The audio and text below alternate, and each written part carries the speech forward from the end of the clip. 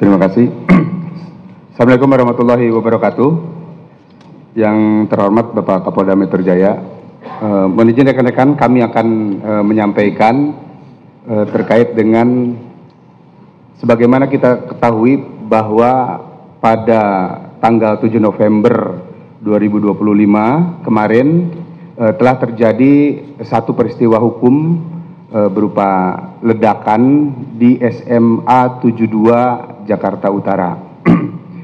Pasca terjadi ledakan tersebut, selanjutnya kami dari tim penyidik Direktorat Reserse Kriminal Umum Polda Metro Jaya melakukan langkah-langkah penyelidikan dalam upaya penyidikan terhadap peristiwa hukum tersebut. Beberapa petunjuk, alat bukti, dan keterangan saksi sudah kami kumpulkan. Kemudian terhadap petunjuk dan bukti-bukti yang ditemukan, baik itu di TKP pertama maupun di TKP kedua, selanjutnya kami lakukan uji laboratoris di Laboratorium Kriminal Forensik Polri. Kemudian terhadap saksi-saksi kami juga sudah melakukan pengambilan keterangan, permintaan keterangan terhadap 20 orang saksi untuk memberikan keterangan sehubungan dengan peristiwa hukum yang terjadi tersebut. Sampai dengan saat ini kami terus melakukan upaya pendalaman dalam proses penyelidikan dan penyidikan di Direktorat Krim Polda Metro Jaya, sejalan dengan kami selalu mengedepankan juga terhadap pemulihan, baik itu pemulihan kesehatan maupun pemulihan kondisi psikologis dari para korban.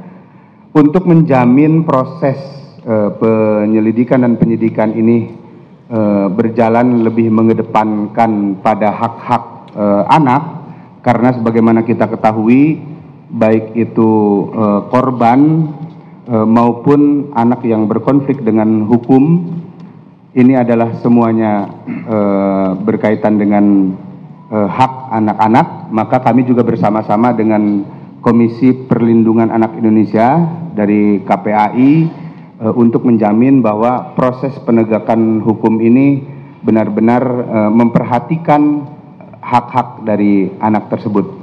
Dari beberapa keterangan saksi yang disampaikan, kemudian alat bukti yang kami peroleh dan hasil dari Laboratorium Kriminal Forensik Polri,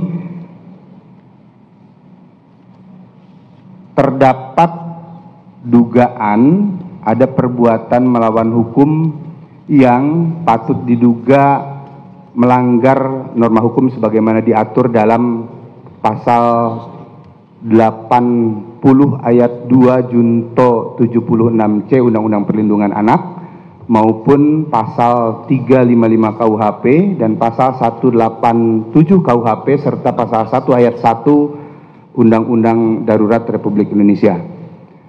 Sampai dengan saat ini kami terus melakukan pengembangan terhadap temuan-temuan dalam proses penyidikan tersebut.